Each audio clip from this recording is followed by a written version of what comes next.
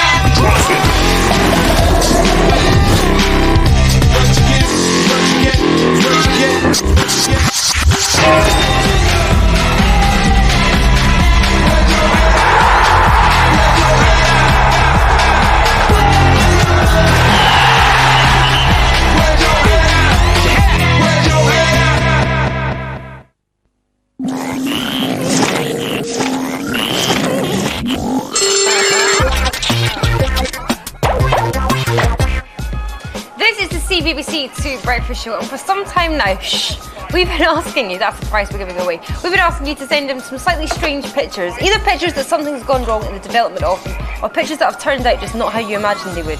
Yeah, totally by accident though. So you're looking through the album and you go, oh look, Aunt Jenna's got flowers growing out of her head, that kind of thing. Well, in that vein, we've been asking you to send in your weird photos. Should I go first? Go on. Here's the first one, right? This is from Elise Robertson, who's from Durham, and this is her. Now, apparently what happened there's an explanation. It says, this is a photo of me as a baby in the bath. What has happened is my mum ran out of film and she kept taking photos over the top. Now it looks like I've got a ghost girl who follows me around everywhere. That's brilliant. Thanks for that, Elise. It's eerie, doesn't it? Thanks for that. We've also had one which has been sent in by Ellen Whittington, and she says, at the end of a picture, at the end of the film, my camera rather, I kept on clicking and all of them came out on top of each other. This is my brother who's on the loo, and I'm in my nightie in our tent. Look at that. Look at that. that. Looks really odd, doesn't it? I bet your brother doesn't thank you for the fact that you've said... I made him into a ghost. We like the ghosted pictures. Keep them coming into the usual address, which is this. Barney and Kate, CBBC 2 Breakfast Show, PO Box 9989, London, W12 6PA. We're going to be giving away some prezzies. We'll tell you more about it. There's a loogie monster, there's also a bug bag, and there's also a CBBC t-shirt, and this guy makes noises. Introduce Newsround for me. Lord Nottingham. That was close enough. Here's Newsround. Be quiet. Hi there. First up, the big plan to stop whales from going the way of the dodo. Officials from 25 countries meeting in Germany have decided to give whales and dolphins much greater protection. Measures are already in place, but it's felt they're not good enough. So a new international committee will be set up to save whales from threats like climate change, pollution and being hunted. Next, tennis, and the final countdown to next week's Wimbledon Championship has begun with the announcement of the players' rankings. This is called seeding, and it's important because it will help decide who plays who. Hang on a second, that's not a tennis racket. But that certainly is. Tim Henman, ranked 29th in the world, was playing a charity match, and England's tennis hope received some goodwill in return. He's been ranked 10th seed for Wimbledon.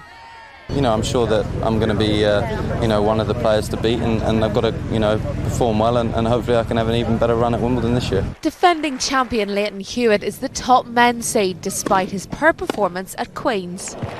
And who's number one for the girls? It could only be Serena Williams. Big Sis Venus is at number 4. But the number of players pulling sickies this year is pretty high. Anna Kournikova has leg and back problems, and the 2001 champion Gorny Vinicevic just isn't fit enough. Next, the teachers not afraid to bear all. Staff at the Sir William Bowley School in Buckinghamshire have stripped off to pose for the school calendar, all in the name of charity. And it's not a pretty sight. Lizo got an eyeful. That's no problem. There'll never be any problem with the addition. Monday morning, double maths with Mr. Howland. His nickname used to be Big H, but now it's hunky Mr. January. I'm one of the less photogenic people in it, so I had less to lose, really. It was just a bit of fun. Scene change, we have to change the drum beat. It's the same in music with Miss McFarlane. Suddenly the only instrument the kids can think about is the cello. The calendar, as you'd expect, has caused a bit of a sensation here. So, should things like this go to the top of the class or be instantly excluded? I think it is disturbing to see my teachers in funny positions like that.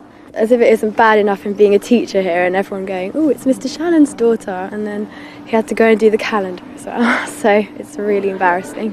When you see them in lessons, they're always so boring and strict, and when we saw them in the calendar, you just see a completely different side of them, and it's really, really shocking. It's all more than just a laugh, though.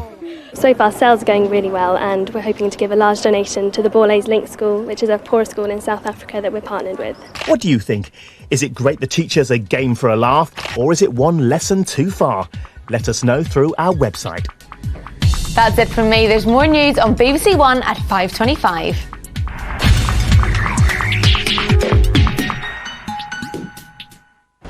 I want to get what I paid for. I want it to cost what they said it would. I want to be treated fairly. I want to get more for my money. I know what I want, don't you? Get your money's worth with the brand new series of Short Change.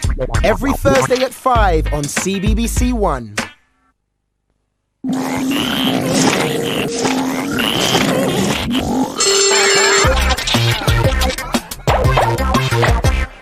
That old devil called Taz will be rolling along very shortly, eating things that are very large. Like what? Fridges. Now, it may only be 8:10 in the morning, but Andrew and Angelica are already hard at work. Isn't that right, guys? Hey! Hey, guys. We're not slacking, we're just chilling for 2 minutes. We haven't sat down for that long, have we? Anyway, join us this afternoon.